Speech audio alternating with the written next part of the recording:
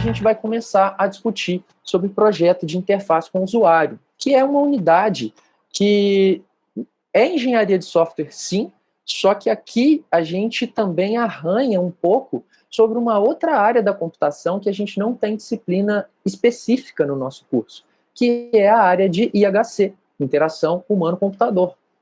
Quando a gente projeta interface com o usuário, tem muitos aspectos para a gente levar em consideração. Muito mais do que simplesmente fazer um desenho bonito que chame atenção. E é exatamente nisso que a gente vai focar aqui nessa unidade. Então, alguns pontos importantes para destacar, antes da gente começar a trabalhá-la de fato, né? Quando a gente tem interfaces, né, de software, telas inapropriadas para o público-alvo, isso sem dúvida prejudica a experiência de uso de um sistema. Eu tenho certeza que vocês já devem ter sido expostos a determinados sistemas que vocês acharam péssimo de usar, não porque faltava recurso, não porque era um sistema incompleto, mas é porque ele era confuso. Vocês já tiveram aquela sensação de usar um sistema que parece que ele mais te atrapalha do que te ajuda? Quando a interface não está legal, a gente costuma ter essa sensação. E a gente tem que levar em conta o seguinte: pessoas são diferentes. Às vezes uma coisa que é ótima para mim não é bom para você, vice-versa. Quando a gente projeta a interface, a gente sempre tem que levar em consideração o nosso público-alvo. A gente sempre tem que criar uma interface que é boa para o público-alvo, para o seu usuário. E não necessariamente essa interface vai ser boa para você, projetista. Isso é a primeira coisa que a gente tem que levar em consideração, porque senão a gente cria transtorno para o nosso usuário.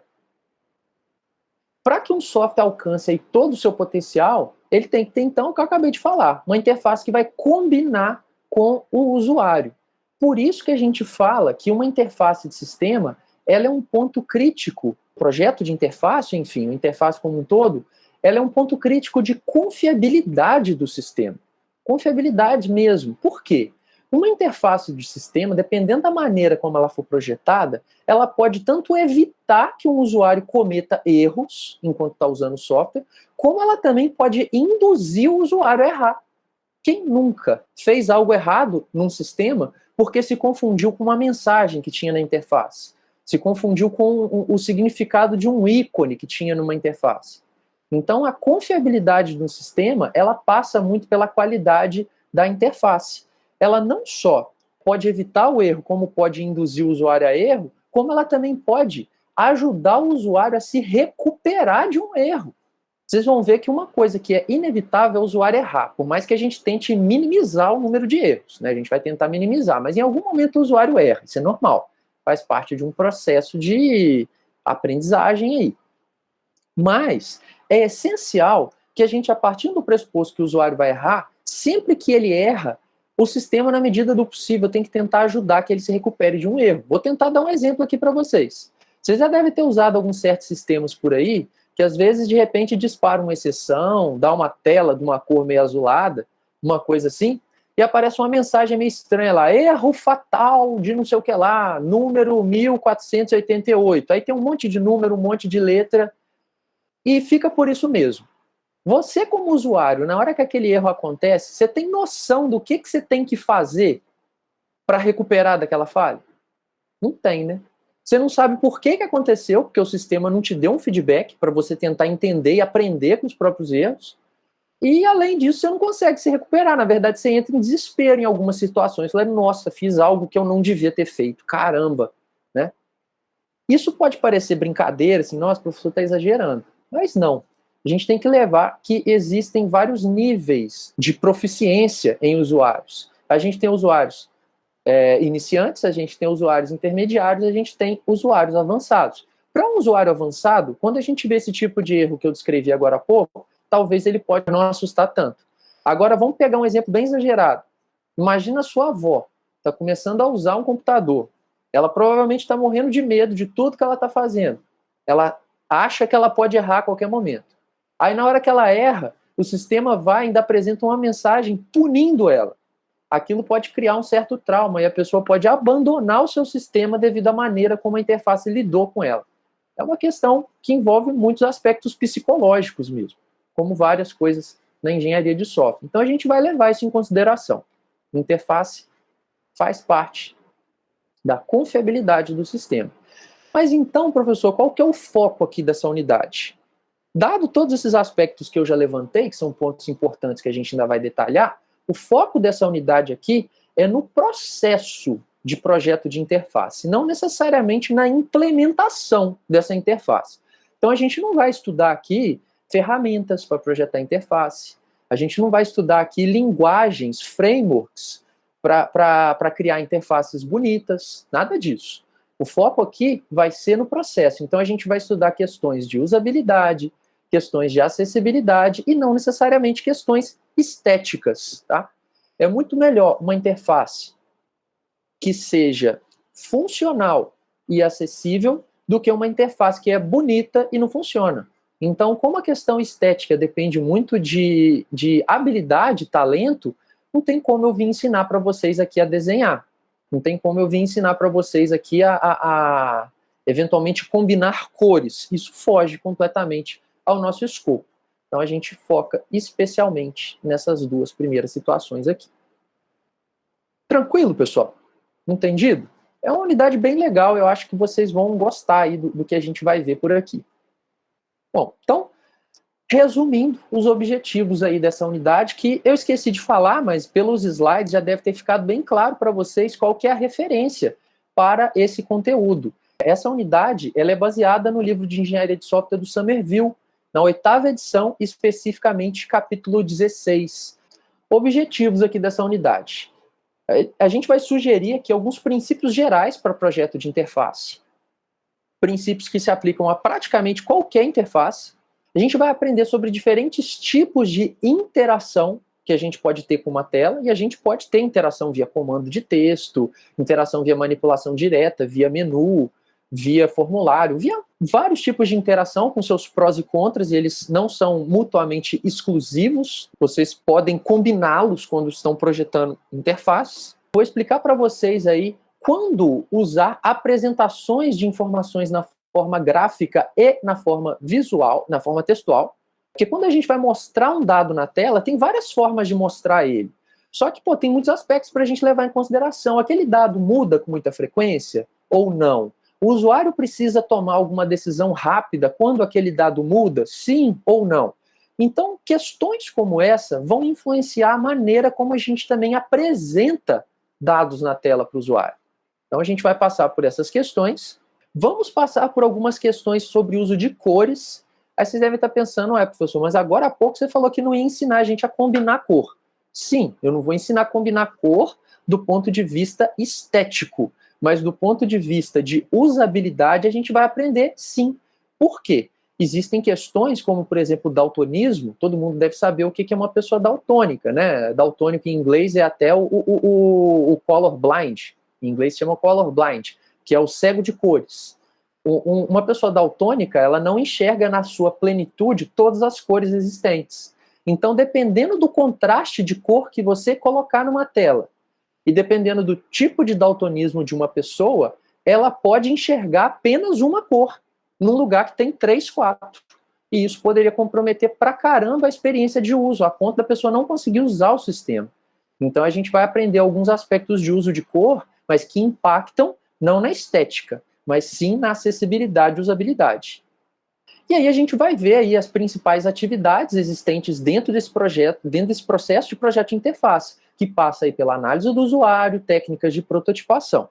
Por fim, a gente vai aprender aí atributos de usabilidade e abordagens de avaliação de tela. Como é que eu consigo pegar uma tela e avaliar se ela é boa ou não? A gente passa por esses aspectos também. Tá certo? Então, vejam só, eu tenho certeza que quando vocês entram no curso, ou quando começam a desenvolver os sistemas e tem lá que projetar as telinhas, provavelmente a primeira coisa que vem na cabeça é realmente a estética. Fala, meu objetivo é desenhar um negócio bonito, agradável, legal para o usuário. E às vezes nem para pensar que o tipo de texto que você põe na tela, o formato dele, né, o tipo de mensagem de erro que você coloca, que esse tipo de coisa poderia impactar na experiência. E isso é muito mais importante, e é nisso que a gente vai focar por aqui. Com relação à interface de usuário, Estou dizendo aqui para vocês que as interfaces de usuário, elas devem ser projetadas para atender habilidades, experiências e expectativas dos seus usuários previstos. Então, olha só, não necessariamente você vai ter que agradar a todos seres humanos existentes no mundo. Depende do foco da sua aplicação. Por exemplo, você está desenvolvendo uma aplicação feita sob medida, que é, sei lá, para advogados. Um escritório de advocacia te contratou para desenvolver uma ferramenta para gerenciar processos, enfim, questões internas lá de um escritório de advocacia. Poxa, o seu foco são advogados. Você vai desenvolver uma ferramenta sob medida para advogados. Então, provavelmente, você vai usar termos jurídicos ali, que são termos que, se provavelmente um médico for usar, ele não vai entender, mas não importa. O foco está naquele usuário previsto. Agora, se você está querendo desenvolver, por exemplo, um aplicativo móvel, você vai colocar na Play Store e vai ser usado por qualquer pessoa. Um engenheiro vai usar, um advogado vai usar, um médico vai usar, qualquer pessoa vai usar. O foco do seu projeto de interface é diferente. Você vai ter que trabalhar de uma forma mais genérica para conseguir dar uma certa familiaridade para o seu público. Mas o foco você tem que saber quem é o seu público. Se você não souber quem é o seu público, você provavelmente não vai fazer uma interface que agrade ele. Então, esse é o ponto de partida. Frequentemente, os usuários eles julgam o sistema pelas suas interfaces, ao invés de suas funcionalidades. Ainda mais no cenário atual, hoje em dia, dificilmente a gente encontra uma ferramenta, um software, que ele seja assim muito exclusivo, sabe? Que não tenha um concorrente que faça algo similar. É raro. Praticamente para todo software que existe, tem ali 3, 4, 5 soluções equivalentes no mercado, com preços variados, funcionalidades variadas, mas são, enfim, para a mesma finalidade. O usuário não costuma ter muita paciência para a ferramenta que ele acha confusa. Então, sabe aquela sensação de que a primeira impressão é a que fica? Isso costuma se aplicar um pouco a esse aspecto visual. Se o usuário se sentir confortável em usar uma ferramenta, às vezes ela pode ter menos funcionalidade do que a concorrente, mas ela tem uma experiência mais agradável. Ele fica por ali. Então a gente tem que levar isso em consideração. É um ponto importante. A gente não pode fazer de qualquer jeito. É o cartão de visita do que você está fazendo. Bom, uma interface fracamente projetada, ela pode levar o usuário a cometer erros catastróficos. Logo, a gente tem que considerar algumas coisas. Por exemplo, as capacidades do usuário. Pô, capacidades do usuário? Sim, capacidades do usuário. Vou tentar dar um exemplo bem drástico aqui, mas, enfim, a gente tem que ilustrar de alguma forma. Imagina que você está desenvolvendo um ERP, que vai gerenciar aí uma série de processos internos de uma empresa, controle de estoque, vendas, pedidos, recursos humanos e por aí vai. Vamos imaginar que você fez uma avaliação dos seus usuários ali, potenciais usuários de cada um dos módulos. É um sistema feito sob medida, tá? Nesse caso. E você falhou nisso. E aí vamos supor que, por algum motivo, o gerente do setor de vendas, ele é daltônico. Ou, vamos pensar de uma forma mais exagerada, ele é deficiente visual. Ele pode ser deficiente visual, e nem por isso ele vai deixar de usar um computador. Só que você não levou isso em consideração. Aí você usou cores que você não se preocupou com contraste, você desenhou uma interface gráfica da mais bonita possível, só que aí o cara vai usar aquele sistema e ele não enxerga. E aí? Como é que faz? O seu sistema está limitando ele. Eu falo, professor, mas como é que faz? Poxa, aqui a gente está estudando interface de usuário, a gente não está necessariamente estudando interface gráfica com o usuário. A gente tem a possibilidade de interação com o software via, por exemplo, linguagem natural. O usuário fala, o software faz reconhecimento de voz, entende o que ele falou, responde para ele o que está sendo feito por meio de um feedback sonoro também, afinal de contas, ele às vezes é deficiente visual, mas não é deficiente auditivo.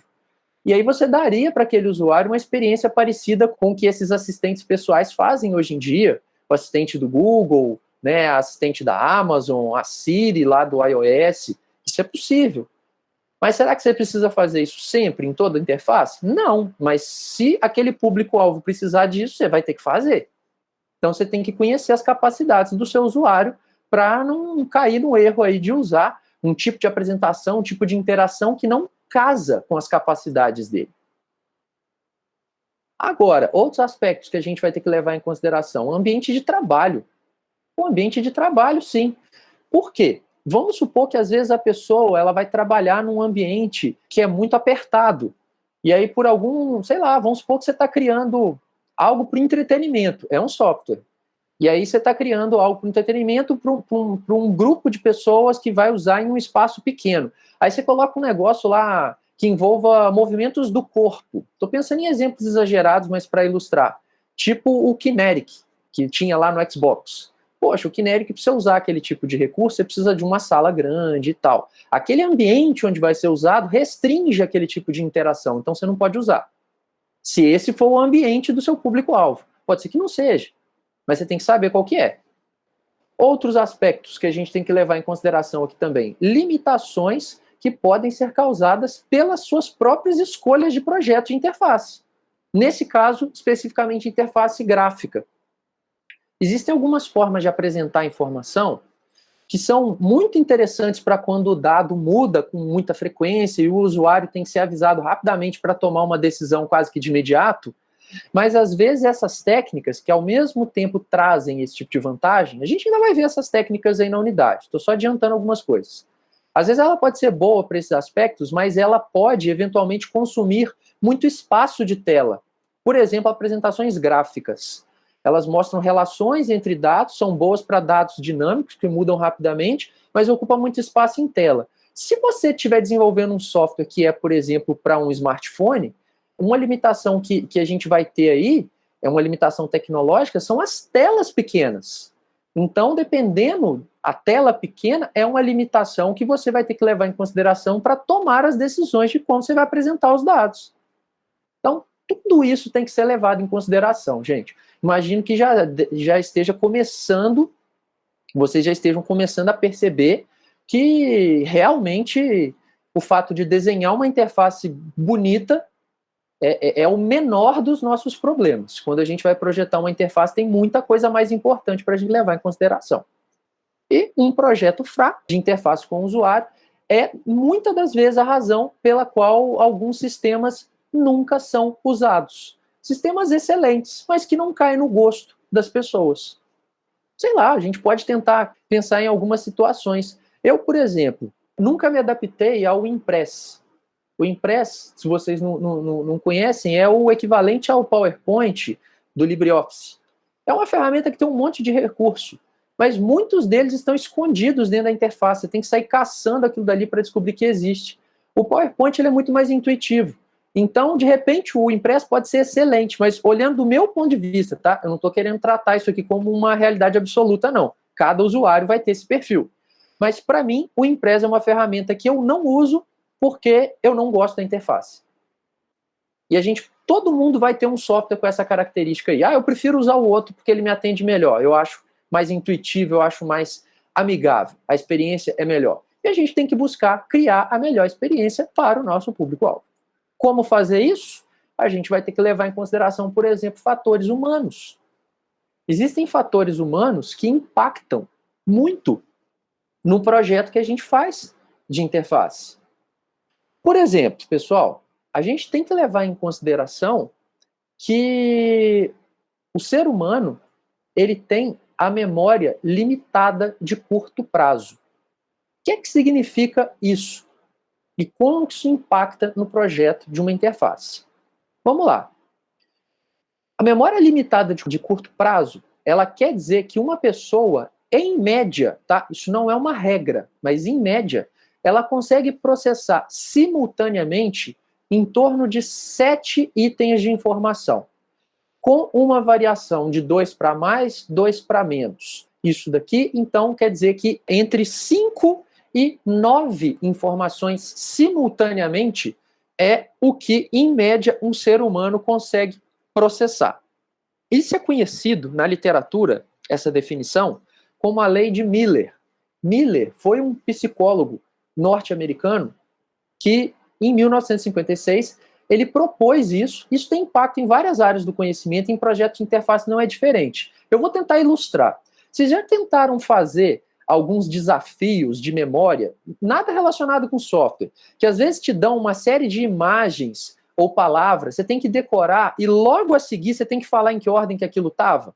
Vamos supor, te mostra lá uma imagem de um elefante, te mostra uma imagem de uma baleia, te mostra uma imagem de um macaco, uma imagem de um coelho, de um cachorro. Mostra lá uma série de imagens de animais em sequência, tira elas da tela e depois te pergunta em que ordem apareceram. Aí você tem que falar, primeiro a baleia, depois o macaco, depois o cachorro e tal. Pra vocês terem uma ideia, eu já não lembro a ordem dos animais que eu falei aqui para vocês. Provavelmente eu já falei fora de ordem.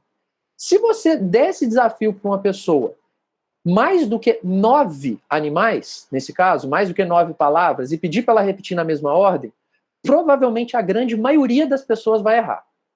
Ah, mas e aí? O que isso tem a ver com o projeto de interface, professor? O que tem a ver?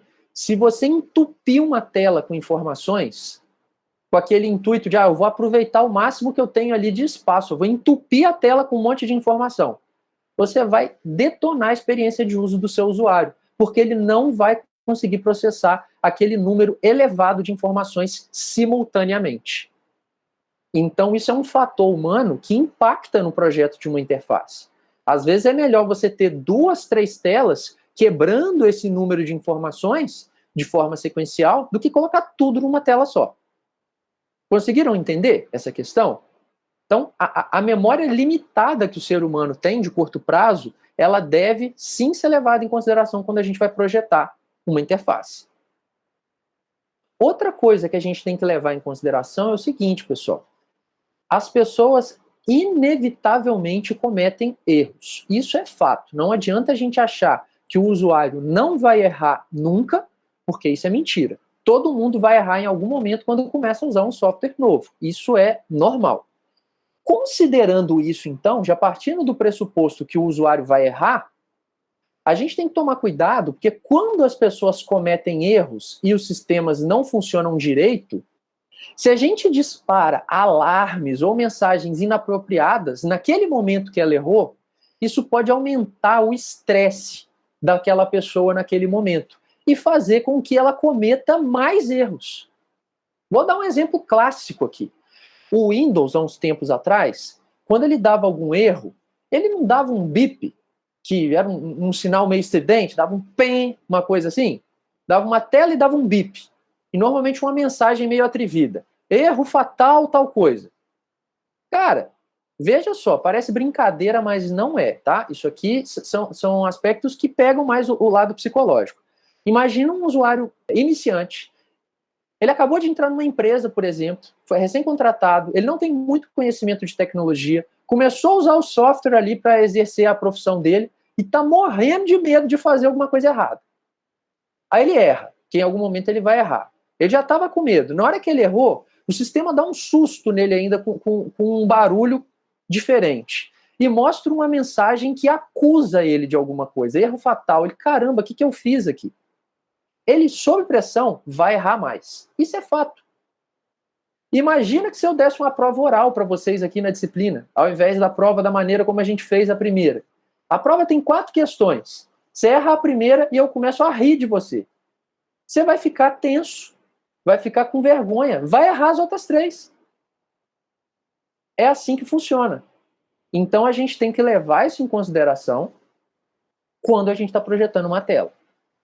O usuário comete erro, a gente não pode punir ele de forma alguma quando isso acontece. A gente tem que tentar ajudar, amenizar aquela situação de estresse e ajudá-lo a sair daquele erro.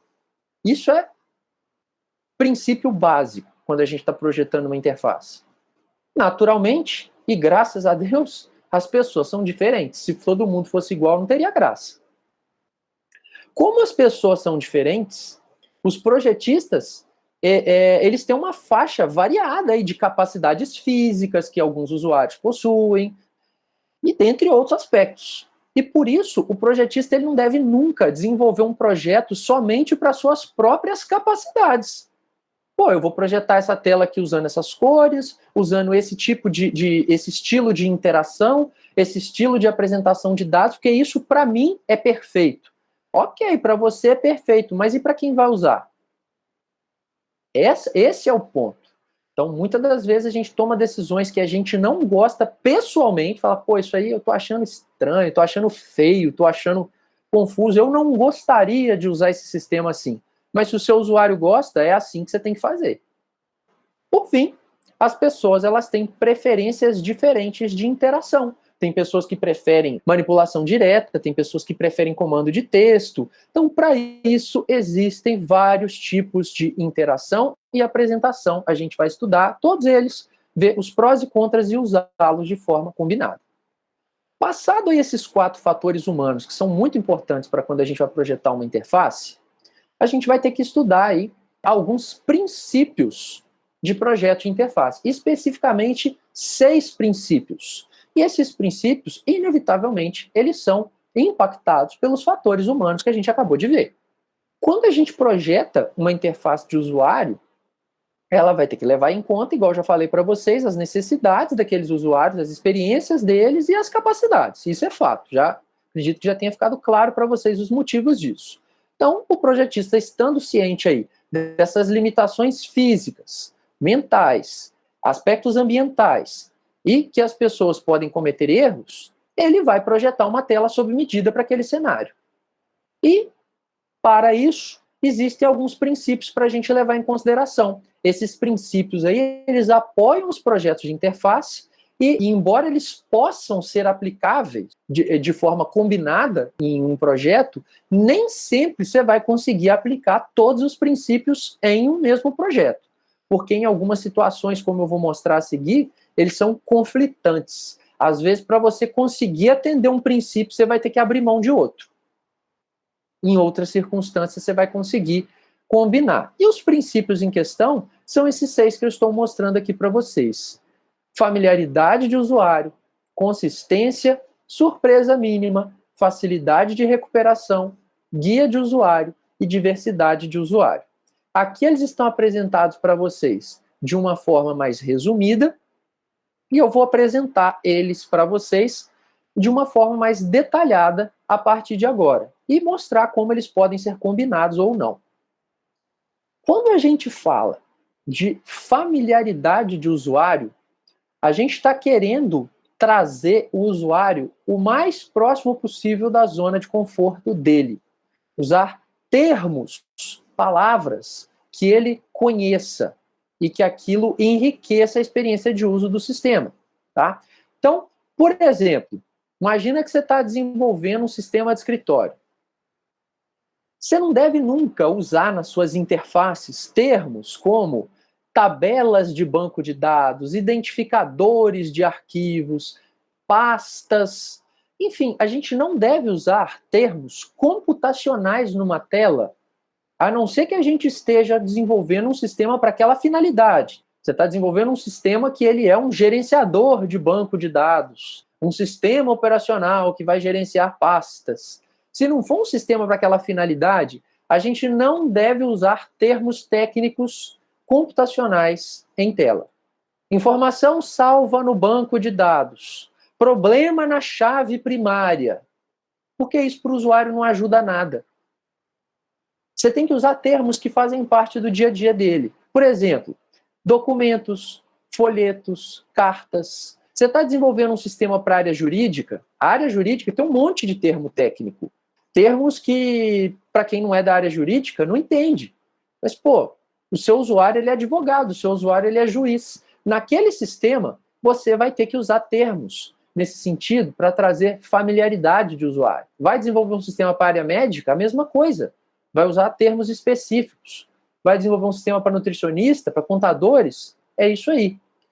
Por isso que nós, como cientistas da computação, ou como analistas de sistemas, quando a gente vai desenvolver algum sistema para uso específico, quase sempre a gente precisa de ter uma consultoria de um profissional daquela área. Porque você tem todo o conhecimento técnico para desenvolver software, mas você não conhece nada de medicina. Você não conhece nada, às vezes, de contabilidade, você não conhece nada de direito. O fato de você ter essa consultoria te ajuda nessas questões. Aqui eu pego o gancho em algumas disciplinas optativas do curso. Às vezes o aluno vê lá a DI 130, a DI 138, a CCO 100, a BIO 131 e acha aquilo estranho. Fala, pô, mas eu sou da computação, por que que eu vou fazer uma disciplina com essa característica? Às vezes você não vai precisar de ser o advogado, você não vai precisar de ser o contador, o administrador, mas o fato de conhecer minimamente aquela área te permite a conseguir conversar de igual para igual com um profissional daquela área diferente da sua. E quando ele for te dar uma consultoria num processo de desenvolvimento de software, aquilo pode fazer toda a diferença, porque você sabe falar a língua dele. Então, questões como essa ajudam nesse aspecto de familiaridade de usuário. Sempre a gente tem que tentar projetar interfaces que são familiares ao público-alvo.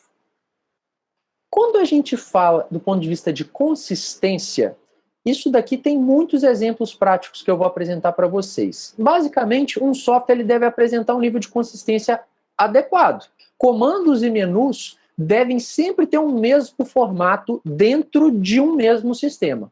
Operações comparáveis, que são feitas em pontos distintos de um mesmo software, elas devem ser ativadas de forma similar. O que eu estou querendo dizer é o seguinte, vamos supor que você tem uma ferramenta que às vezes ela tem, em vários pontos dela, você tem a possibilidade de cadastrar pessoas, vamos supor. Se no ponto A daquela ferramenta, você for cadastrar a pessoa de uma forma X, e no ponto B, o cadastro de pessoa for de uma forma Y, aquela ferramenta está inconsistente. Você vai falar, pô, qual que é a forma certa de cadastrar? Eu tinha feito de um jeito ali, agora está diferente. Será que esse é o mais novo? Será que esse é o mais velho? Você gera dúvida no seu usuário, devido à inconsistência. Então, você nunca deve trazer para ele situações diferentes da que ele estava esperando que fosse. Se ele já aprendeu a cadastrar o usuário de uma forma A, sempre que ele tiver que cadastrar o usuário, tem que ser da forma A. Então, uma dica clássica aqui para trazer consistência, e que eu vou mostrar um contra-exemplo clássico também, é tentar buscar, sempre que possível, usar os atalhos de teclado padronizados do sistema operacional como atalhos de teclado também da sua ferramenta, da ferramenta que você está desenvolvendo. Por exemplo, todo mundo não sabe que Ctrl+C é um comando que serve para copiar alguma coisa? E Ctrl+V é um comando que serve para colar alguma coisa? Se você for criar o seu software e dentro dele o comando Ctrl+C não for copiar e o comando Ctrl+V não for colar, você está criando uma ferramenta inconsistente. É uma inconsistência das piores possíveis, porque você vai gerar problema para o seu usuário. E o contra-exemplo está aqui, ó. O pacote Office da Microsoft, se você estiver usando ele em português do Brasil, ele é inconsistente com o próprio sistema operacional, porque eles tiveram a brilhante ideia de traduzir os comandos. E aí, ela confunde o usuário. Por exemplo, o que é um Ctrl+F? Ctrl+F não é um comando universal para busca, porque é F de find. Só que, dentro do pacote Office, se você quiser buscar alguma coisa, é Ctrl+L. Por que Ctrl+L? Localizar. Quiseram traduzir o comando e ficou inconsistente. Ah lá, ó, o Ctrl+A. Todo mundo não sabe que Ctrl+A é um comando para selecionar tudo. Por quê? A de all, tudo. Dentro do pacote Office traduzido para português, é Ctrl+T, T de tudo. Gera inconsistência. Outro clássico lá, ó. Todo mundo sabe que num editor de texto, se você usar Ctrl+U, você vai deixar alguma coisa sublinhada. É U de underline. No pacote Office, para você sublinhar alguma coisa, olha o tamanho do absurdo. É Ctrl+S. S de sublinhar, que normalmente a gente usa para salvar. Então, isso é um exemplo claríssimo de inconsistência em um projeto de interface. Dá para entender o motivo, igual eu expliquei para vocês. Eles acharam que seria intuitivo traduzir os comandos usando as letras iniciais por iniciais de palavras naquele idioma, português. Mas isso traz problemas.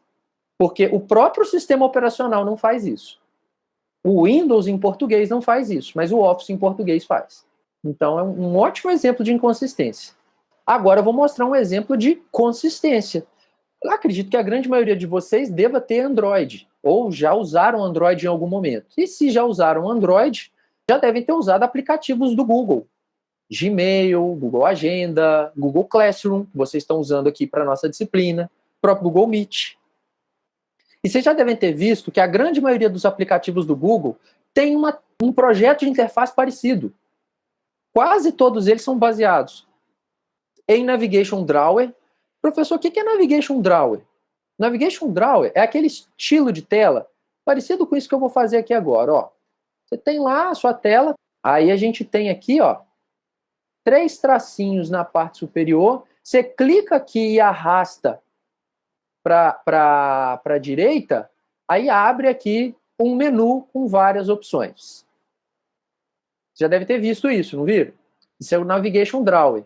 Quase todo aplicativo do Google tem isso, ou então o Bottom Navigation, que é aquela barra de navegação inferior, que fica aqui, ó, na parte inferior da tela. Você tem lá, vamos supor, várias opções aqui, né? Opção A, opção B, opção C, e aí você encontra aqui as opções.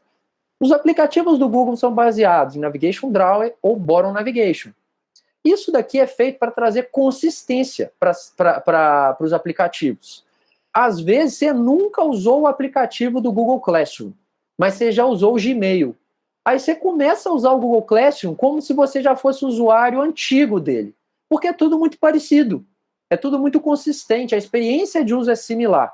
Então, a curva de aprendizado do usuário diminui por conta da consistência que você deu para aquela família de softwares. Então, isso passa muito pelo projeto de interface. Só que a gente tem que ver aqui alguns potenciais conflitos que às vezes acontecem quando a gente está tentando dar consistência para as telas que a gente está produzindo ou para as interfaces no geral. Para você produzir uma interface de usuário familiar, às vezes, a um certo grupo de usuários, pode ser que ela fique inconsistente para outros. O que eu estou querendo dizer aqui? Às vezes, não é o caso do Office, porque o Office é uma ferramenta para usuário genérico, qualquer pessoa usar. Mas vamos supor que você está desenvolvendo uma ferramenta tipo Photoshop, que, embora qualquer pessoa possa usar, ela é focada para designers, né? Pessoas que vão lidar com manipulação de imagem e tudo mais. Vamos supor que, por algum motivo, o Ctrl L, ao invés do Ctrl F, seja algo familiar para os designers gráficos. Vamos supor que o Ctrl T seja algo familiar para um engenheiro que está usando lá o AutoCAD, que é uma ferramenta de uso específico. Ou que o Ctrl U, para aquela finalidade, serve para um químico que está usando um software próprio da área dele lá. Bom, beleza. Então vale a pena você usar esse comando para trazer familiaridade para aquele usuário. Mesmo que para um outro aquilo seja inconsistente. Falar, poxa, mas isso não tem nada a ver. Pô, não tem nada a ver para você, mas para aquele usuário específico tem. Então isso que importa. Então, às vezes, para você conseguir dar familiaridade, você vai abrir mão de algum aspecto da consistência. É isso que eu estou querendo dizer. Nem sempre, mas às vezes sim. Tem um outro princípio para a gente ver aqui, são 6. A gente já viu 2, vamos ver o terceiro, que é o princípio de surpresa mínima. O que é o princípio de surpresa mínima? A definição formal dele está aqui, eu vou detalhar ela para vocês a seguir, mas a definição formal é a seguinte: se um comando opera em modo conhecido, o usuário deve ser capaz de prever a operação de comandos comparáveis, assegurar que ações semelhantes tenham efeitos semelhantes. Então, vou dar o exemplo inicial aqui do pacote Office agora da Microsoft. Só que agora não é um contra-exemplo. Agora é de fato um bom exemplo. Algo que lá está legal. Vocês já devem ter aberto algum documento no Word, no PowerPoint ou no Excel, e às vezes ele vem escrito lá na parte superior da tela alguma coisa do tipo modo de visualização.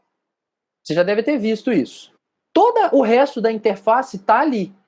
Só que alguns comandos, se você tentar executar, não vão funcionar. Se você tentar salvar, não vai salvar. Se você tentar inserir texto num documento de texto em modo visualização, o texto não vai ser inserido. Vamos supor que o Office estivesse em modo de visualização, mas ele não indicasse isso para o usuário de forma clara. O que ia acontecer? Seu usuário ia ficar confuso. Falou, pô, mas ontem, quando eu abri um arquivo de texto aqui e eu apertei aquele botão, salvou. Quando eu cliquei naquela área e digitei, apareceu o texto. Por que que hoje, na hora que eu estou fazendo a mesma coisa, o comportamento do software está sendo diferente? Você teria causado uma surpresa no seu usuário, não teria? Mas se você está indicando para ele lá o modo com o qual o sistema está operando, não tem surpresa. Ele vai entender, vai falar, ah, tá, ok, eu não estou podendo fazer isso daqui porque eu não estou naquele modo. Isso tem que ficar evidente para o usuário. Se a ferramenta for mudar o seu comportamento por algum motivo, você tem que explicar para ele, senão ele vai ficar confuso. E a gente vê isso sendo aplicado em ferramentas de desenvolvimento de software. Você pega, por exemplo, o próprio Android Studio, o Eclipse, NetBeans, o Visual Studio, qualquer ideia moderna. Essas ideias elas são baseadas em perspectivas. Lá no Android Studio mesmo, você tem a perspectiva Android, a perspectiva de projeto, a perspectiva de pacote. Se você tiver no Eclipse, por exemplo, e usar ele para múltiplas linguagens de programação, ele tem a perspectiva do Java, a perspectiva do C++, a perspectiva do Python, e a interface ela muda de comportamento ligeiramente dependendo da perspectiva que você está. Mas você entende por que, que o comportamento é diferente, porque ele te fala em qual perspectiva você está. E aí você não fica confuso. Você não pode nunca gerar no seu usuário aquela sensação de, poxa, mas antes funcionava quando eu fazia assim, por que, que agora não funciona? Se você causou essa sensação nele, você já perdeu ele de alguma forma. Então deixe claro por que, que o comportamento mudou, para não causar surpresa. Por isso esse princípio se chama surpresa mínima, minimizar ao máximo as surpresas. Entendido a ideia disso daqui? E aí vai ter várias formas da gente seguir esse princípio e os outros. Aqui a gente ainda está vendo eles de uma forma um pouco mais teórica. Tem mais 3 princípios aí para a gente ver, que impactam os projetos da mesma forma como os 3 anteriores também impactam. Facilidade de recuperação. O que é a definição formal aqui desse princípio de facilidade de recuperação? Bom, a gente não tinha visto que tem um fator humano, que é o fato de que os usuários cometem erros. Isso é praticamente inevitável. Então, partindo do pressuposto que os usuários cometem erros, o princípio de facilidade de recuperação, ele tenta, quando aplicado, significa que você está tentando criar interfaces que inicialmente fornecem algum tipo de resistência para erros de usuário. Mas a gente sabe que o erro é inevitável, por mais que a gente tente minimizá-lo. Então, partindo do pressuposto que em algum momento o erro vai acontecer, as interfaces têm que possuir também mecanismos que ajudem o usuário a se recuperar dos erros. Professor, está muito abstrato. Tenta dar um exemplo para mim. Bom, vamos lá, exemplo clássico. Vocês lembram do Ctrl Z? Que quando feito, quando aplicado corretamente, né, quando não traduzido para outro idioma, ele faz o undo e ele basicamente refaz a última coisa que você fez num documento, por exemplo. Você está lá digitando um texto. Aí você colocou alguma coisa em negrito. Ah, não, eu cometi um erro, não era para colocar isso aqui em negrito. Ctrl Z. Opa, recuperou do erro. Não é isso? Você está digitando um texto, e selecionou ali alguma parte que você ia editar, aí o seu gato veio e pulou em cima do teclado, sem querer. Esbarrou no Enter ali, no Delete, sei lá, bagunçou seu texto tudo, sua monografia. Caramba, é uma falha. Ctrl Z, undo. É uma interface que te ajudou a recuperar do erro. Outro tipo de situação aqui para recuperação de erro. Os deletes fracos. Daqui a pouco eu falo desse segundo ponto aqui, porque ele é de resistência, não de recuperação. O que é o delete fraco, professor? Vamos lá. Imagina o seguinte, você tem lá o seu sistema, ele cadastra pessoas. Então você tem um banco de dados naquele sistema, ele tem lá a tabela pessoas. E na sua interface, tem lá em alguma parte dela para gerenciar pessoas a opção de deletar uma pessoa. Ok? Você poderia eventualmente deletar uma pessoa por engano.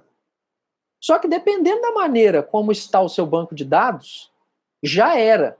A não ser que você tivesse backup do banco. Mas você poderia ter deletado uma pessoa definitivamente e não ter como recuperá-la.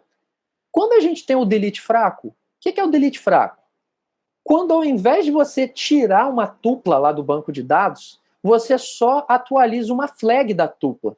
Vamos supor que na tabela pessoas, você tem uma coluna deletado. Quando você deleta uma pessoa, ao invés de você tirar aquela linha do banco, você só vai atualizar aquela linha para colocar a coluna dela deletado como positivo. Se eventualmente você precisar recuperar aquela pessoa porque você deletou ela sem querer, aquele dado ele ainda existe. Então pode ter lá no seu sistema um módulo de recuperação que ele simplesmente atualiza novamente aquela tupla, a coluna daquela tupla e, enfim, o dado volta a aparecer para você. Isso é um recurso que visa trazer recuperação de erros. Checkpoint é parecido com isso. Checkpoint é tipo essas time machines que os sistemas operacionais permitem para a gente. O Windows, por exemplo, tem lá o modo que se chama pontos de recuperação. O macOS tem um recurso que se chama time machine mesmo. E o Linux deve ter algum recurso análogo que eu não conheço o nome, mas que é basicamente o seguinte: vamos supor que rolou uma atualização aqui do sistema operacional, ou você instalou alguma coisa no sistema aqui e, putz, bagunçou tudo. Deixou tudo diferente da maneira como você estava acostumado. Né? E o sistema parou de funcionar da maneira como você queria. Aí você vai lá e volta naquele checkpoint, que é basicamente um estado do sistema ao longo do tempo que você consegue retornar para ele. Jogo tem muito isso também. O jogo tem lá os checkpoints.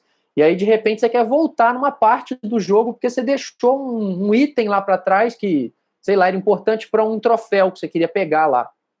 Volta no checkpoint. Não deixa de ser um recurso de interface para recuperação de erro.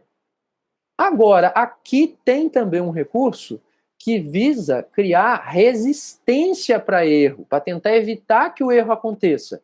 Vocês devem usar isso toda hora, mas às vezes não para pensar no quão importante é essa situação, que é aquela janela de confirmação para ação destrutiva. Sabe quando você vai deletar alguma coisa, aí parece aquela mensagem assim: você tem certeza que deseja deletar essa informação? Aí, se você tivesse clicado naquilo sem querer, você fala: opa, não, eu não quero. Aí, opa, segurou o erro. Se era aquilo mesmo que você queria, você clica e aí deleta. Mas não deixa de ser um mecanismo de resistência. Isso é importante num projeto, normalmente aplicado em ações destrutivas. E, além disso, o local onde a gente dispõe alguma informação em tela também pode ser importante. Eu vou apresentar para vocês, mais à frente nessa unidade, que existem áreas da tela que são vistas com uma frequência maior do que outras. E isso varia de cultura para cultura também. Por exemplo, nós aqui que falamos português, que falamos inglês, que falamos em espanhol, a gente escreve e lê da esquerda para a direita. Certo? Só que em alguns idiomas, como por exemplo lá no Oriente Médio, né, em alguns países de linguagens árabes, eles leem da direita para a esquerda. Então, isso influencia a área da tela que é vista com mais frequência ou não. Mas, enfim, sabendo que algumas partes da tela são vistas com mais ou menos frequência, as ações destrutivas, elas preferencialmente devem ser colocadas nas áreas da tela que o usuário vê com menos frequência. Por quê? Para ele não fazer aquilo por engano. A ideia é mais ou menos o seguinte: ele está querendo deletar alguma coisa? Então, se ele está querendo deletar mesmo, que ele procure essa informação na tela. Ela vai estar um pouco menos evidente, mas é de propósito, para ele não fazer sem querer.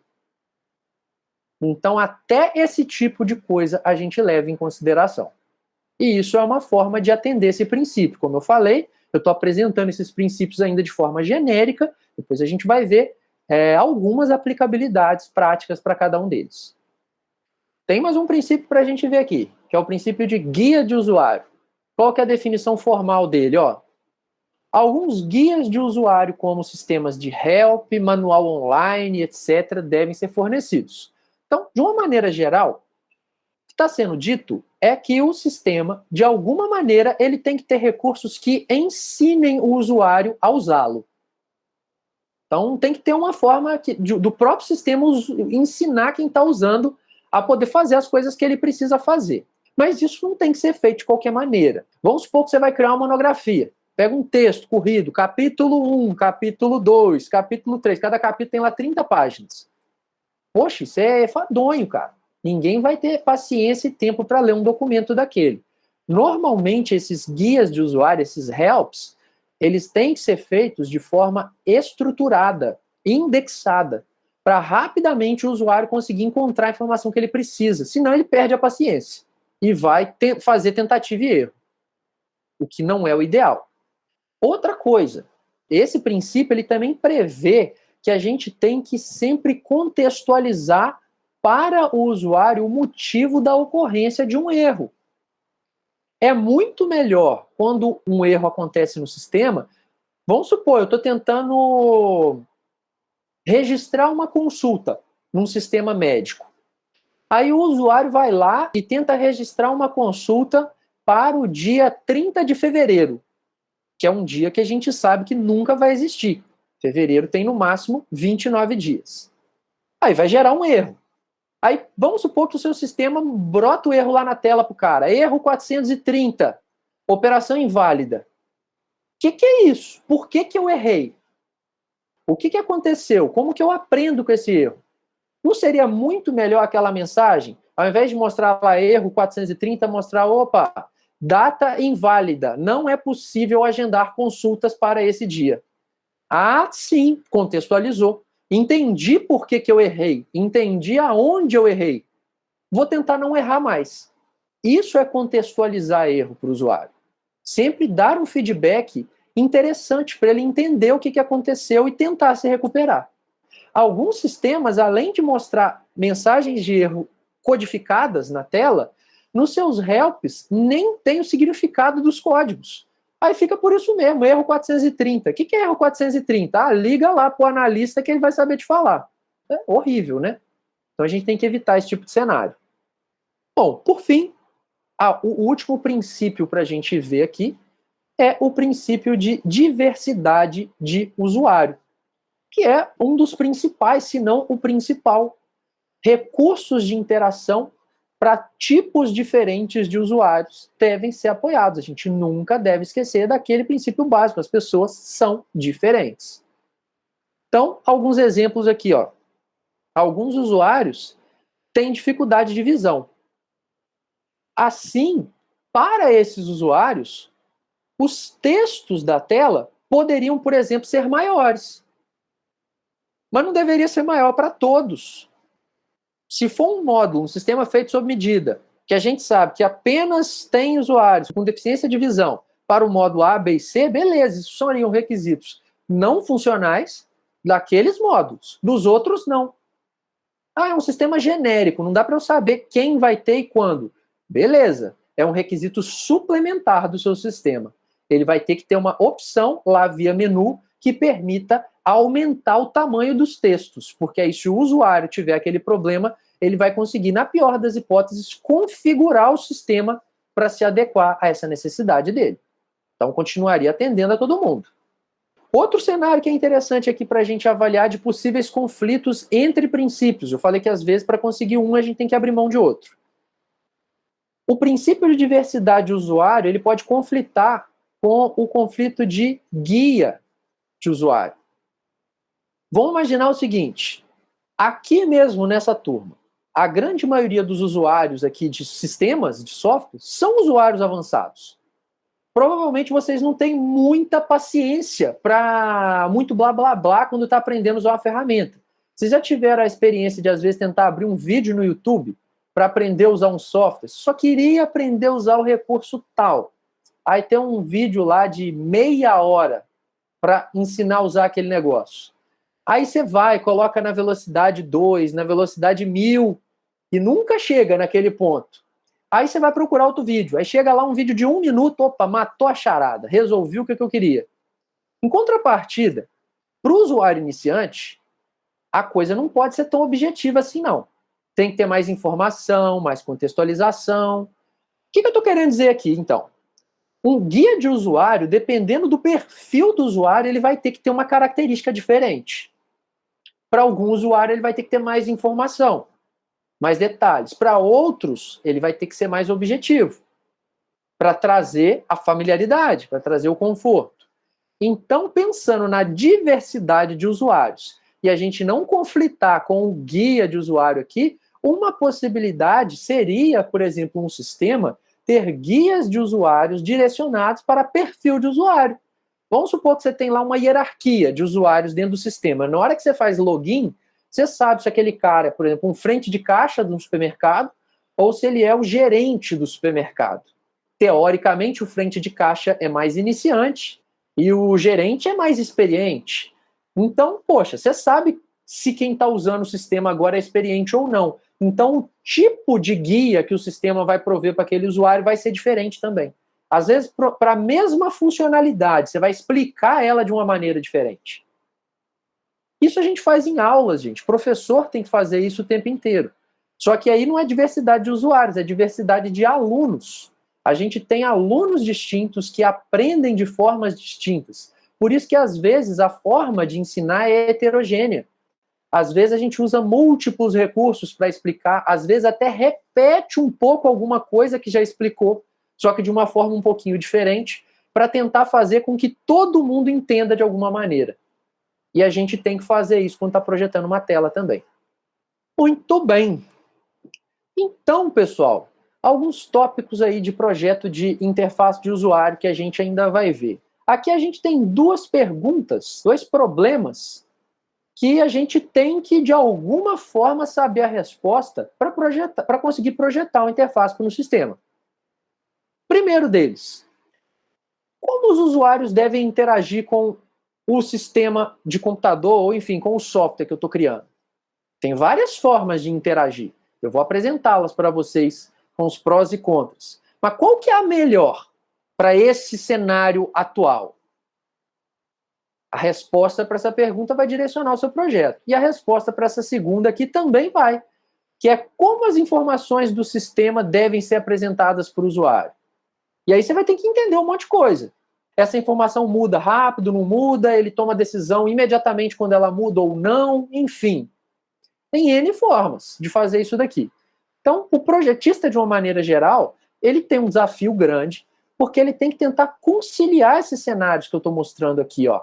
Ele tem que tentar usar estilos de interação e apresentação que combinem com os conhecimentos e o nível de experiência do usuário, que vai ser o foco daquele sistema, e, além disso, essas decisões tomadas não devem esbarrar em nenhuma limitação tecnológica possível, como, por exemplo, tamanho de tela, limitação de banda de internet. Às vezes, vamos supor, você vai usar muita imagem no sistema web, para um cara que vai usar o sistema em rede edge, imagem pesada, alta resolução, isso seria uma limitação tecnológica. Ah, mas aí para eu abrir mão disso a interface vai ficar mais feia, mais simples, mas vai ficar usável, né? Então, são questões que a gente sempre tem que pensar. Para a gente responder aquelas perguntas, a gente vai começar a aprender os 5 principais estilos de interação com que um usuário pode ter com um software. Manipulação direta, seleção em menu, preenchimento de formulário, linguagem de comando e linguagem natural. Novamente, eles não são mutuamente exclusivos, eu vou explicar o que é cada um, prós e contras e tal, mas saibam que não significa que se eu estou usando manipulação direta, eu não posso usar menu.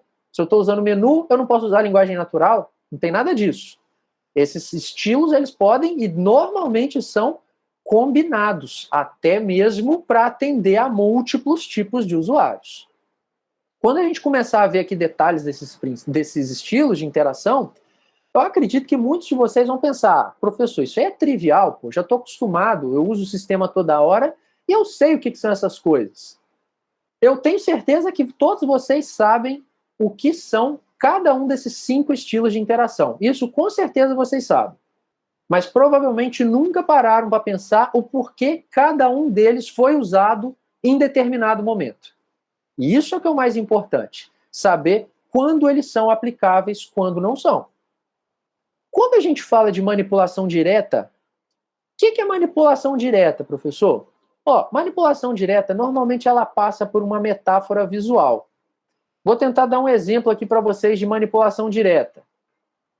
Eu tenho aqui esse arquivo no meu computador, eu tenho aqui uma lixeira. Não tenho?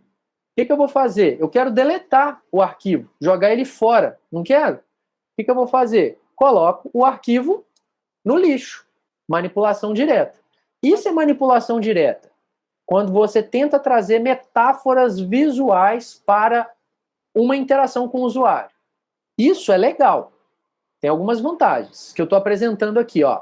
Normalmente, a interação é rápida e intuitiva.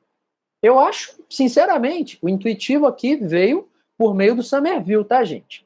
Mas eu, sinceramente, questiono se é tão aplicável a questão do intuitivo aqui, porque esse intuitivo depende muito do tipo do usuário. Manipulação direta é intuitivo, sim, mas só não é intuitivo quando não tem metáfora visual. Vou dar um exemplo aqui, ó. Quem está acostumado com Windows, quando você vai instalar alguma coisa no Windows, normalmente você tem lá um executável, você dá 2 cliques em cima dele, e aí você vai lá, next, next, next, next, next, em algum momento aquilo instalou. Raramente é um pouco diferente disso. Quando eu migrei para o Mac OS, o Mac OS é uma plataforma muito baseada em manipulação direta. Tem muita manipulação direta mesmo. Então, quando eu comecei a fazer coisas triviais no Mac, como, por exemplo, instalar software, eu tive dificuldade. Por quê? No Mac, tem lá o equivalente a um executável. Você abre ele, dá 2 cliques. Aí abre um negócio lá, que tem uma imagem da aplicação e tem uma pasta do lado, que é uma pasta application, onde fica todas as aplicações do Mac. Todos os softwares instalados no Mac ficam dentro dessa pasta. Como que você instala um software no Mac normalmente? Você clica lá, depois que você abriu o equivalente ao executável, tem lá o ícone do software, você tem que arrastar ele para a pasta application. Manipulação direta. Eu olhava para aquilo e ficava assim, e aí? O que eu tenho que fazer aqui? E aí? Coisa idiota. Aí depois você percebe, cara, legal, é só arrastar isso para essa pasta. Pô, maneiro, é mais rápido. Mas a metáfora visual ali não era tão perfeita. Então gerou dúvida. Então, por que eu estou dizendo isso? A não ser que você tenha uma metáfora visual muito clara mesmo, igual é o lixo e a lixeira. Toma cuidado quando você vai usar manipulação direta. Porque se você for tentar forçar a barra, aquilo pode não ser intuitivo. Além do que, se a gente for programar alguma coisa usando manipulação direta, uma desvantagem é que é bem mais difícil de implementar. Dá muito mais trabalho do que outros estilos de interação. Mas tá aí, prós e contras. A gente vê muito isso em jogo, a gente vê muito isso em ferramentas CAD, que são ferramentas lá para o pessoal da área de engenharia, arquitetura e tudo mais, ferramentas de modelagem 3D. Quase sempre que tem coisa 3D, tem manipulação direta. Não é a única forma de interação. A gente tem também a clássica manipulação por meio de menu. Professor, o que é um menu? Como assim? Menu, gente, é o que vocês estão pensando mesmo. Aqui, por exemplo, ó, no Mac, tá vendo que eu estou passando o mouse aqui em cima, está aparecendo o menu? Voltei para cá, ó, lá, arquivo, menu, menu, submenu. Às vezes você tem submenu do submenu. Vocês conseguiram observar que aqui no Mac eu não tive mais do que 3 níveis de menu? Exatamente, ó, nível 1, nível 2, nível 3. Nível 1, nível 2, nível 3. Tá vendo que não tem um quarto nível de submenu? Isso não é coincidência. Por quê? Característica de sistemas da Apple para tentar compensar uma das desvantagens que um menu pode ter. Vamos ver as vantagens primeiro. Quando você usa interação via menu, você de alguma forma evita erros de usuário, porque você diminui a necessidade de digitação. Quanto menos um usuário digita para poder escolher uma funcionalidade de um sistema, menor é a chance dele errar. Então o menu já te dá opções pré-definidas, você escolhe entre elas e diminui a chance de erro. Isso é uma vantagem. Em contrapartida, pode ser uma desvantagem que pode ser lento para usuário avançado. Tanto que existem os atalhos de teclado. Normalmente, para cada opção de menu, tem um atalho de teclado. Você está lá no Photoshop, você quer aplicar um efeito, você quer selecionar alguma coisa, tem lá o menu, submenu, mas provavelmente vai ter lá um Ctrl-Shift-I, um Ctrl-Shift-T, que para um usuário avançado, rapidamente ele faz aquilo. Que para o usuário experiente seria lento se ele usasse só o menu. Uma desvantagem que eu vou falar da questão da Apple, que eu falei ali das 3 interações, está relacionada com isso daqui, ó. Dependendo do número de níveis de um menu, você pode tornar essa experiência complexa e enfadonha, porque você vai colocar informações escondidas dentro do seu sistema. O usuário vai ter que ficar procurando aquilo dentro do menu, às vezes ele nem sabe que existe. Quando o iOS, que foi praticamente um dos primeiros sistemas operacionais móveis moderno, né? Não é o primeiro sistema operacional móvel, mas é o primeiro sistema operacional usado em smartphones, basicamente. Quando ele estava em fase de concepção, o Steve Jobs, que é o criador da Apple e um dos idealizadores de vários aspectos de interface da Apple, quando o sistema estava quase pronto, os projetistas da Apple vieram apresentar o sistema para ele. A biografia do Steve Jobs conta essa história. Ele olhou aquilo e falou que estava uma porcaria. Falou que estava uma porcaria porque o sistema ele era confuso. Eu estou exagerando na porcaria, não sei se ele usou esse termo.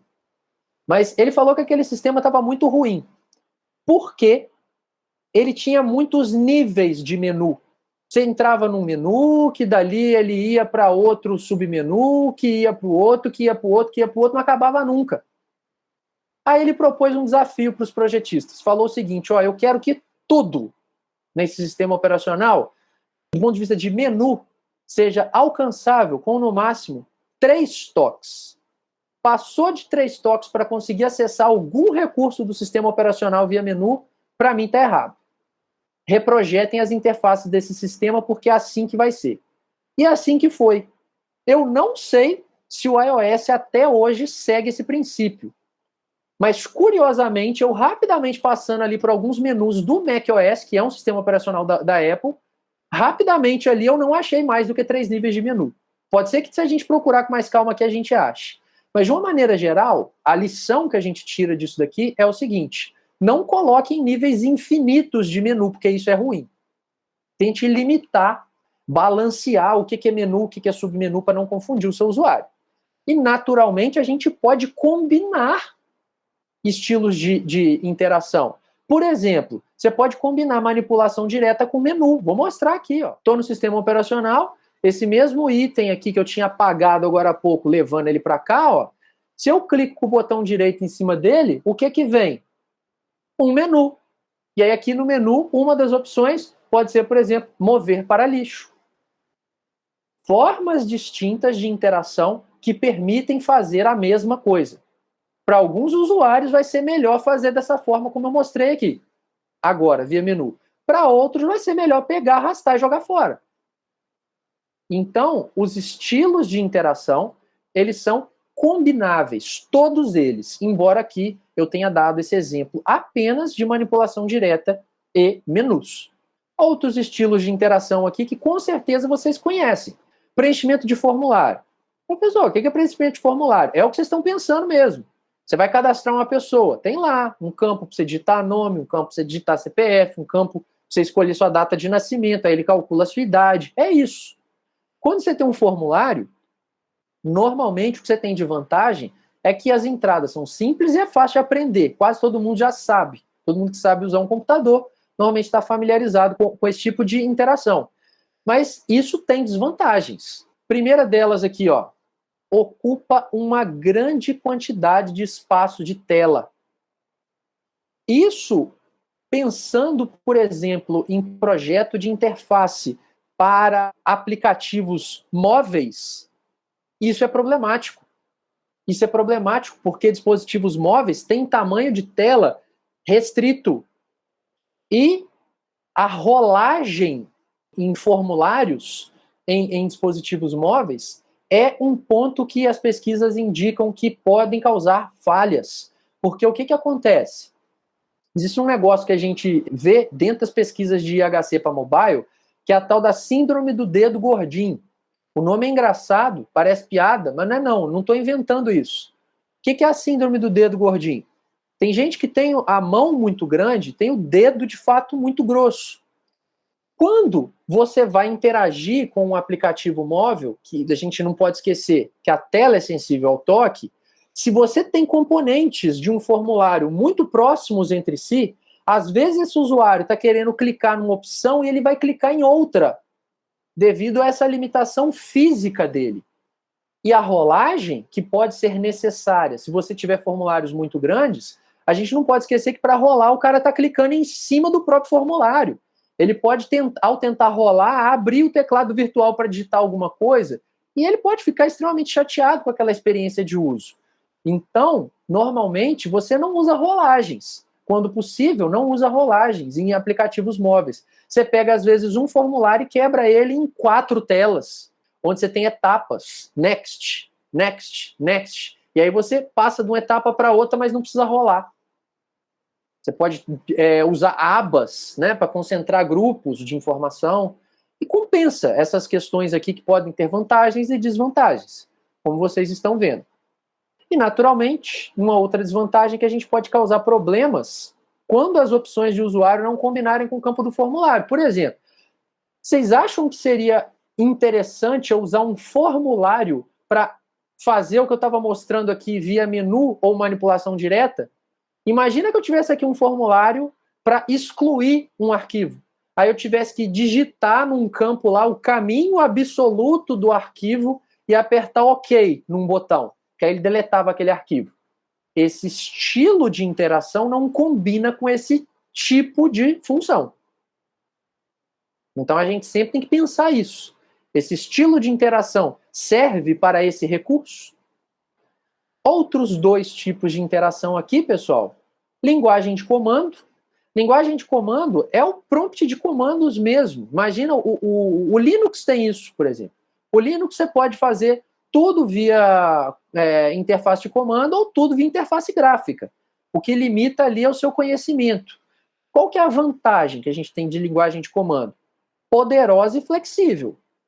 O limite é o seu conhecimento. Se você souber fazer tudo, poxa, você tem permissão de root no Linux e entra em modo de comando, você faz o que você quiser no sistema operacional. É um tipo de interação que não limita tanto, mas tem desvantagens. É muito mais difícil de aprender. E o gerenciamento de erros costuma ser inadequado, até pela limitação da maneira como aquilo é apresentado para o usuário. Vantagens e desvantagens. Mas isso pode ser combinado. Por exemplo, a gente tem ferramentas. Aqui a gente está falando de sistemas que usam isso com mais frequência, né? Por exemplo, sistemas operacionais, que eu já falei, sistemas de comando e controle. Eu colocaria aqui sistemas CAD. Você pega, por exemplo, o AutoCAD, você pega o ArcGIS, que é uma ferramenta muito usada para geoprocessamento. O ArcGIS, ele tem manipulação direta, porque ele tem os mapas, ele tem menu, ele tem formulário, e ele tem, por exemplo, linguagem de comando. Você pode, por exemplo, programar em Python dentro do ArcGIS para poder criar rotinas para representações em mapa. É super poderoso. Não é a única forma de fazer, mas se você souber usar daquela maneira, você vai fazer de forma muito mais rápida. Então é uma opção. Por fim, a gente tem a possibilidade de interação via linguagem natural. Linguagem natural, português, inglês, espanhol, algum idioma que a gente fala. Vantagem disso daqui, acessibilidade. Não só a usuários casuais, como está sendo dito aqui para vocês, mas usuários com deficiência. Você tem um usuário que não enxerga, não tem problema. Você coloca ele conversando com o sistema. Normalmente, quando a gente usa interação via linguagem natural, um comando em linguagem natural ele é convertido no back-end em linguagem de comando. O usuário pediu para criar uma pasta no sistema. Crie uma pasta chamada pessoa.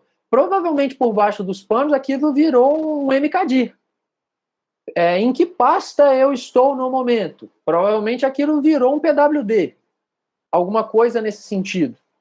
Então tem vantagens, como eu falei, principalmente do ponto de vista de acessibilidade, facilidade de entendimento, mas aqui a desvantagem, a gente desconsidera essa desvantagem aqui, ó, requer muita digitação. Quem disse? Para você usar a linguagem natural para interagir com o sistema, você não precisa necessariamente digitar em português, digitar em inglês. Você pode falar em inglês. O sistema ele tem recursos onde ele reconhece a sua voz, converte aquela voz em strings, daquela string ele extrai comandos, faz os comandos e a coisa funciona.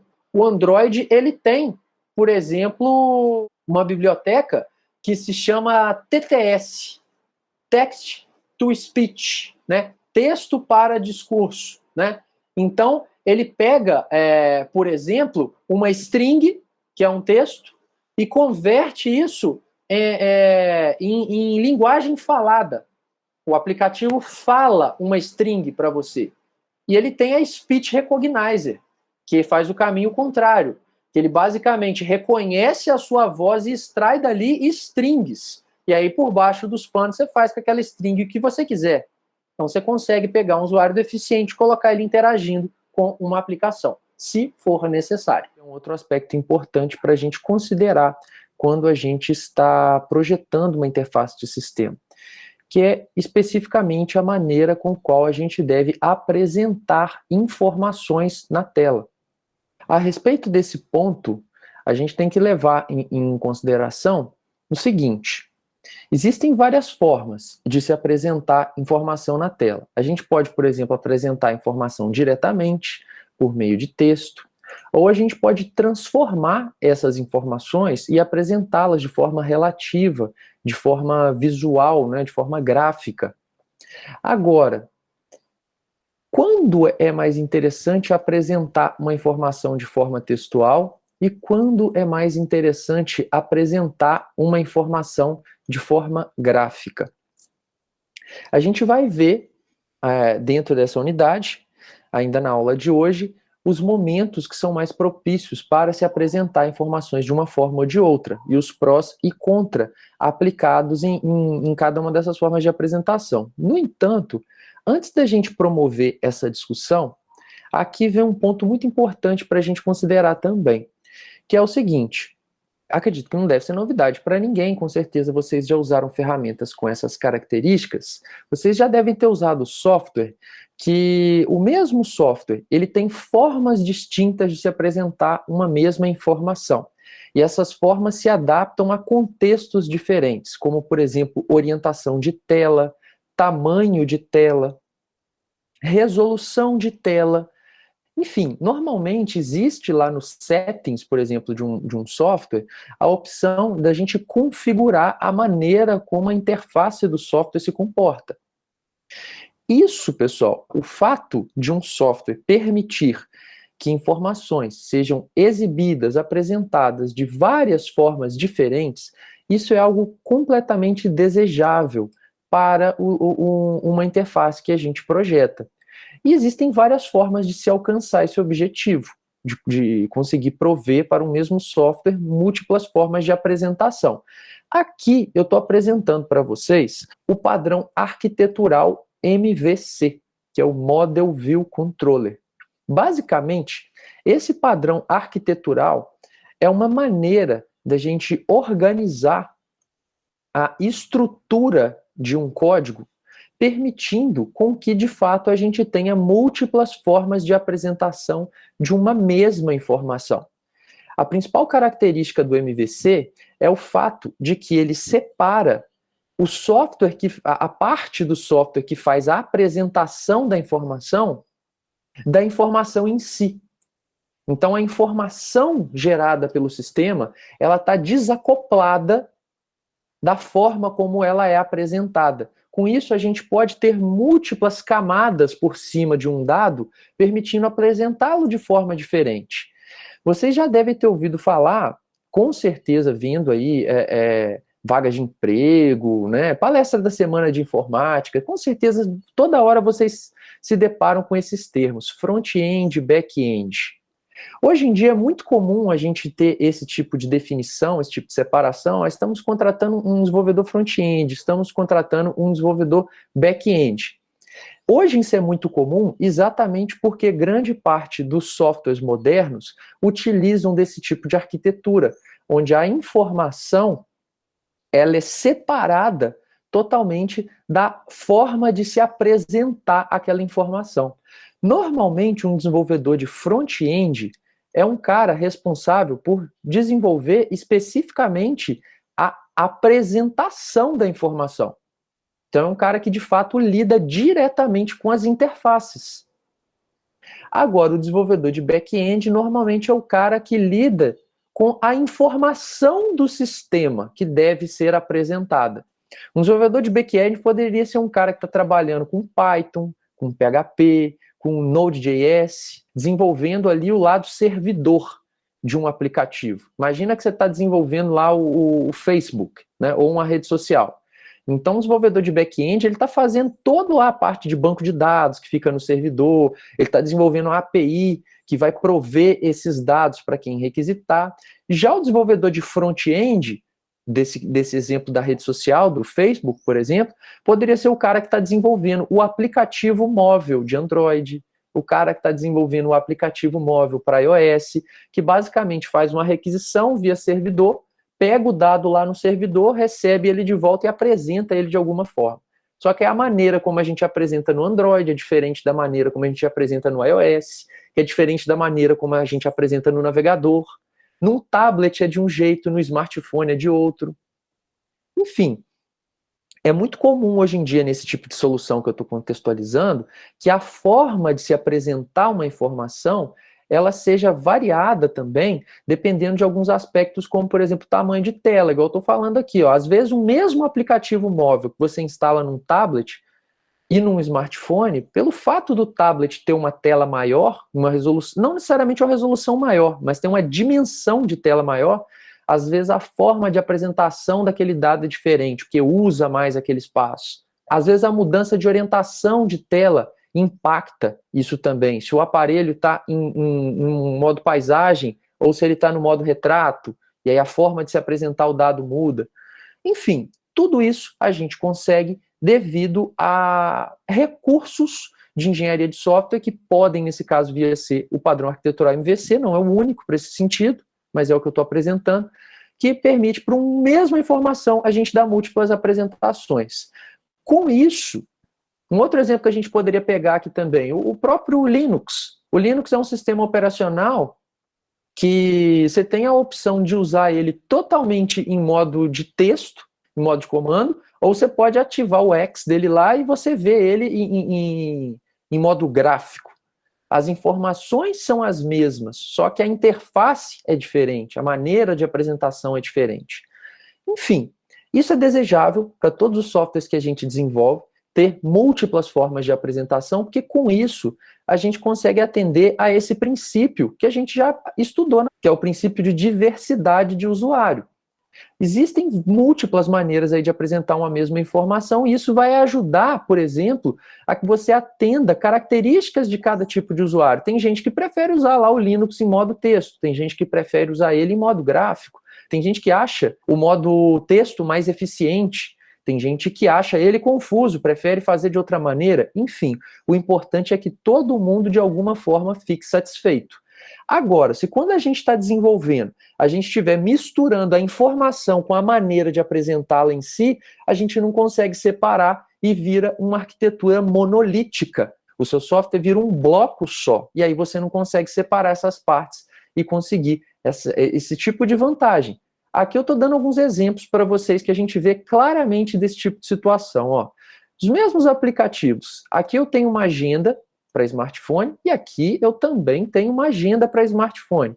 A diferença é que nesse exemplo aqui, a orientação da tela está em pé, né? Tá em modo retrato, modo portrait. Então, como vocês podem ver aqui, a sua agenda, o seu calendário, ele está sendo apresentado dessa forma. Agora, se a gente pega esse mesmo app e tomba o dispositivo de lado, ou seja, coloca ele na orientação landscape, orientação paisagem, esse mesmo aplicativo muda a maneira como aqueles dados estão sendo apresentados. Os dados, as informações, são as mesmas. O que muda é a maneira como a gente está vendo. Isso a gente consegue em sistemas onde a apresentação é separada da própria informação. Então a gente consegue tirar benefícios desses múltiplos cenários. Isso é muito comum mesmo em smartphone. Olha lá, ó. Aqui aplicativo de calculadora, com certeza vocês já fizeram isso. Você está usando ele em portrait, ele tem essa calculadora simplificada. Você coloca ele em landscape, aí ele abre uma interface que é mais focada numa calculadora científica.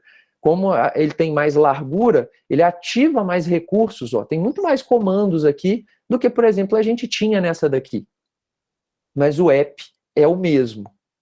Isso é possível por meio desse padrão que eu comecei a apresentar para vocês. O padrão Model View Controller, ou da forma como está traduzido aqui no slide para vocês, padrão arquitetural, modelo, visão, controlador. Para quem não conhece esse padrão arquitetural, ele se caracteriza pelo seguinte cenário. As classes que a gente chama de classe modelo são as classes onde estão as informações do sistema. Então, por exemplo, você está fazendo um sistema de gestão de pessoas, então lá você vai ter a classe pessoa, você vai ter a classe cargo, você vai ter a classe empresa. Então, os dados, as informações que um sistema possui são os models. Agora, eu tinha falado para vocês que a gente pode ter múltiplas formas de apresentar uma mesma informação. No padrão MVC, uma forma de se apresentar uma informação, ou seja, uma classe responsável por apresentar informações, são as classes chamadas de visão. Certo? E os controladores, basicamente, são as classes que ficam no meio do caminho entre model e view.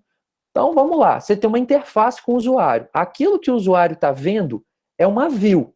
É uma classe que desenha uma tela, é uma view. Os dados que são mostrados naquela view são dados que foram recuperados de models por meio dos controllers. Então, para cada view, você tem um controlador. Em contrapartida, se quando você está interagindo com uma view, ou seja, interagindo com uma tela, imagina que você está preenchendo um formulário. Você preencheu lá seus dados pessoais e tal, e aí você apertou o botão salvar. Concorda comigo que naquele momento que você apertou o botão, você está gerando uma informação nova? Então, você está atualizando um model. Quem que faz o tratamento de eventos de uma view? Os controllers. Então, por exemplo, o tratamento de on-click, o tratamento de on-mouse move, o tratamento de rolagem, qualquer tipo de tratamento de eventos em tela são feitos pelos controladores. Eles pegam os dados da view e colocam nos models. Esse diagrama aqui, ó, ele representa essa ideia bem para a gente. Olha só, entradas de usuário acontecem em controladores quando eles estão vendo views. Porque, nesse caso, uma entrada de dados é na hora que eu, de fato, disparei um evento. Por exemplo, apertei o botão salvar. Então, o controlador de uma tela view, ele escuta, não é? Ele captura esse evento que aconteceu e ele vai atualizar os models por meio dos dados que ele pegou das views.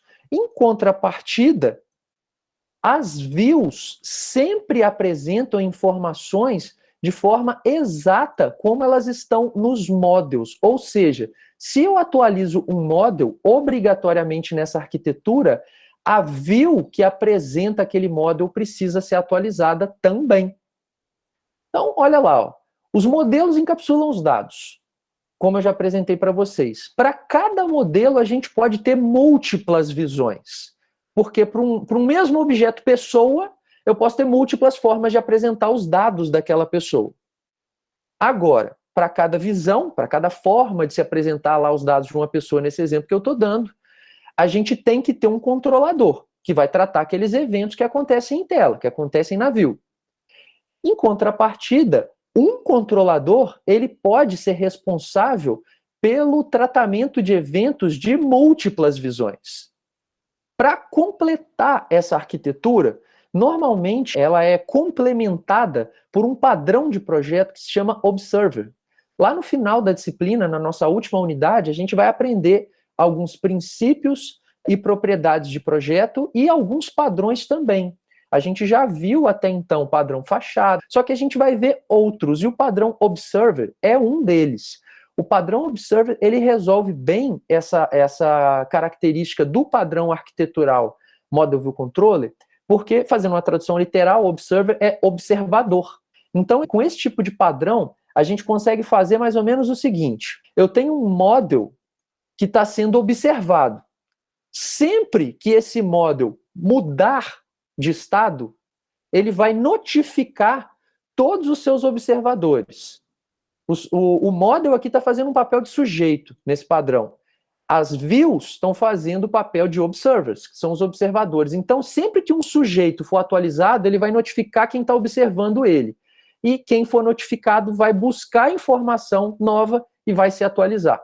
É mais ou menos isso que vai acontecer. A gente ainda vai ver isso de outras formas quando a gente for aprender melhor esses padrões. Por enquanto, basta vocês entenderem que existem recursos para desacoplar a informação da apresentação da informação em si, e isso é extremamente importante.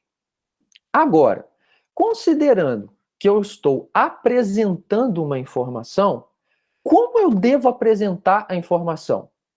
Quando uma forma de apresentar é melhor do que as outras?